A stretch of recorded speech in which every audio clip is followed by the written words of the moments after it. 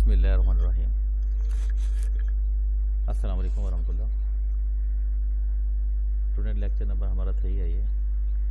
اس سے پہلے ہم چیپٹر 4 کے 2 لیکچر ہم کر چکے ہیں اسمارٹ سلیبس کے حوالے سے۔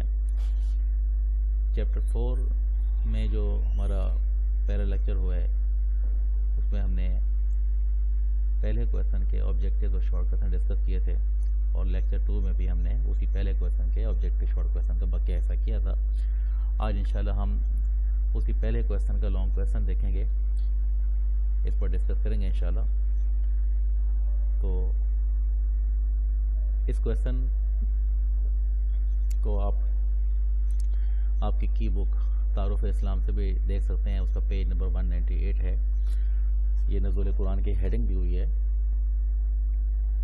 تو یہاں پر آپ کویسچن نوٹ کر لیں۔ نزول قرآن کے ادوار اور پہلی وحی کے نزول کا واقعہ لکھیے۔ نزول قرآن کے ادوار اور پہلی وحی کے نزول کا واقعہ لکھیے۔ تو اب یہ ہمارا لیکچر جو ہوگا، یہ ظاہر بات ہے پورا کویسچن جو ہے وہ 2 لیکچر پر ہوگا۔ پہلا لیکچر جو ہوگا اس میں ہم پہلی وحی کے نزول کا واقعہ ڈسکس کریں گے، اور لیکچر نمبر 4 میں ہم نزول قرآن کے ادوار ڈسکس کریں گے، اور اس طرح ہمارا یہ 4 لیکچر پر ہمارا ایک کویسچن مکمل ہوگا۔ پہلے 2 لیکچر آپ کے آبجیکٹیو شارٹ کویسچن کے، اور نیکسٹ 2 لیکچر 3 اور 4 جو ہیں وہ اس پہلے کویسچن کا لانگ کویسچن ہوگا۔ آپ دی گئی ہیڈنگ کے مطابق آپ اس کویسچن کو کر سکتے ہیں۔ اللہ کے رسول صلی اللہ علیہ وسلم اعلان نبوت سے پہلے بھی اللہ تعالیٰ کی عبادت میں مصروف رہا کرتے تھے۔ آپ صلی اللہ علیہ وسلم کی عمر مبارک جب 40 سال ہوئی تو آپ زیادہ تر وقت تنہائی میں گزارتے، تنہائی میں اللہ کو یاد کرتے۔ خوف خدا کوٹ کوٹ کے بھرا ہوا تھا۔ اللہ تبارک و تعالیٰ کا ذکر ہر وقت آپ کی زبان پہ جاری رہتا۔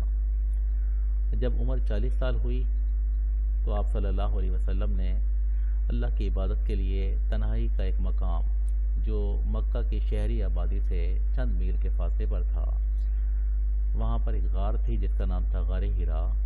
آپ صلی اللہ علیہ وسلم نے اس مقام کا انتخاب کیا اور شہری آبادی سے دور وہاں جا کر اللہ تعالیٰ کی عبادت میں مصروف رہا کرتے تھے۔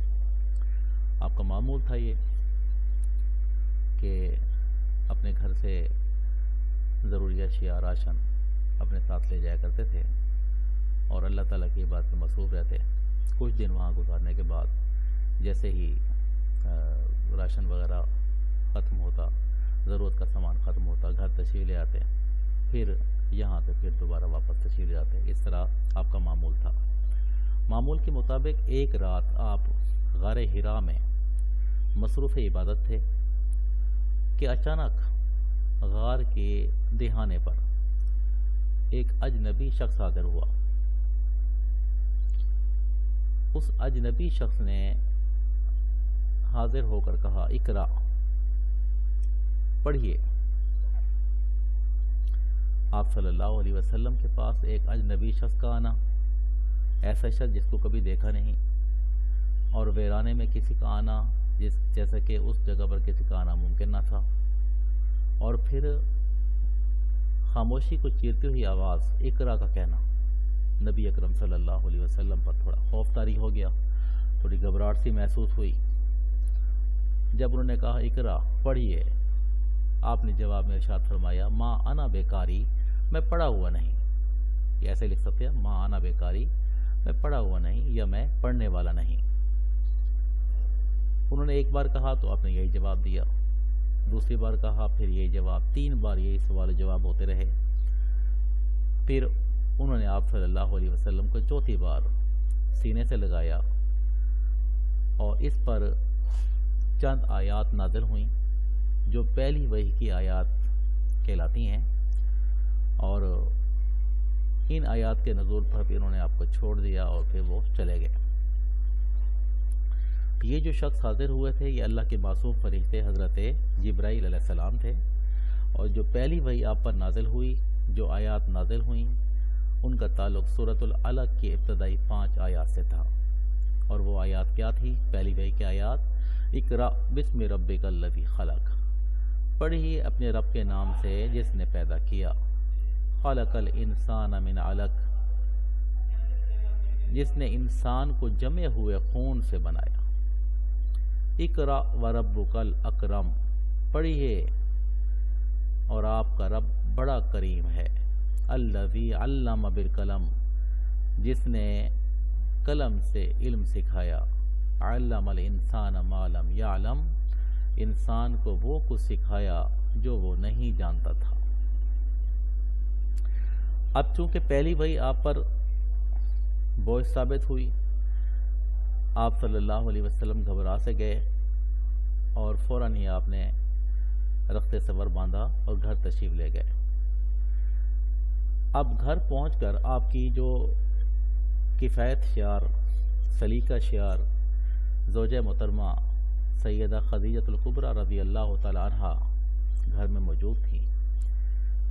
آپ صلی اللہ علیہ وسلم کے رخ انور پر گھبراہٹ کے آثار نمایاں تھے، لیکن آپ کی زوجہ محترمہ چونکہ ایک سلیقہ شعار خاتون تھیں، انہوں نے آپ کے چہرے کو دیکھ کر اندازہ لگا لیا کہ کوئی خلاف معمول واقعہ پیش آیا ہے۔ نبی اکرم سے سوالات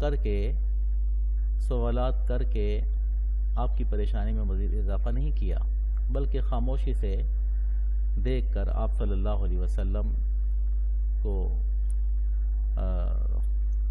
اندر لے آئیں اور آپ صلی اللہ علیہ وسلم سے کسی بارے میں کچھ نہیں پوچھا۔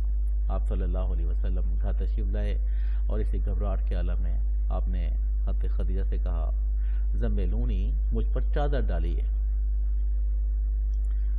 حضرت خدیجہ نے کچھ سوالات کیے بغیر ہی آپ پر چادر ڈال دی۔ آپ نے کچھ دیر آرام کیا اور آرام کے بعد پھر آپ صلی اللہ علیہ وسلم نے اپنی زوجہ محترمہ حضرت خدیجہ رضی اللہ تعالی عنہا کو پہلی وحی کے نزول کا سارا واقعہ سنا دیا، اور اس کے ساتھ ہی آپ نے یہ بھی فرمایا،